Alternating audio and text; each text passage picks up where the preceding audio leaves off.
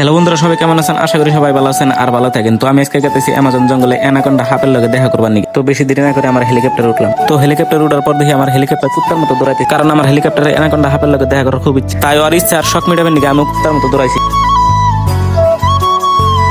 তো আমার লগে আমার মামু আইছে আর বাঁচতে আইছে। তো আইতে আইতে আমার হেলিকপ্টার বলে খিদা নাকছে, ও কইলো আমার যে আমার খিদা নাকছে, আমার কিছু খাওয়াও। তাই হোটেল থেকে কিছু খাওয়াই নিলাম। তো খাওয়া দাওয়া শেষ করে আমরা আবার যাত্রা করলাম। তো গাইস, তোমরা কি একটা কথা জানো? হেলিকপ্টারের পাশে বইয়া বাহিরে হাওয়া খাওয়ার মজাটাই আলাদা। সো হাওয়া খাইতে খাইতে অ্যামাজন জঙ্গলের প্রায় কাছাকাছি এলাম। তো অ্যানাকোন্ডা হাফে আমার দেখছে, তাই আর তাড়াতাড়ি গেতাইছি।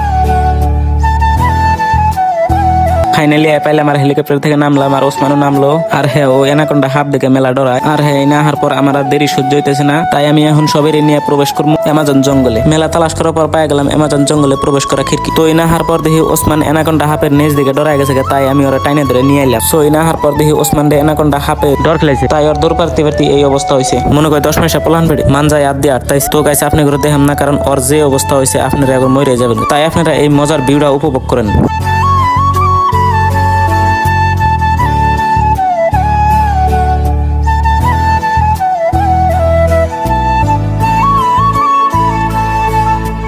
সো ফাইনালি আঙ্গুর দেখাটা করা শেষ। তো আমরা বাইতে যাই, আপনারা ফলোটা মেরে দৌড় মারেন। বাই দ্য ব্যাস্কার ব্লগটা এই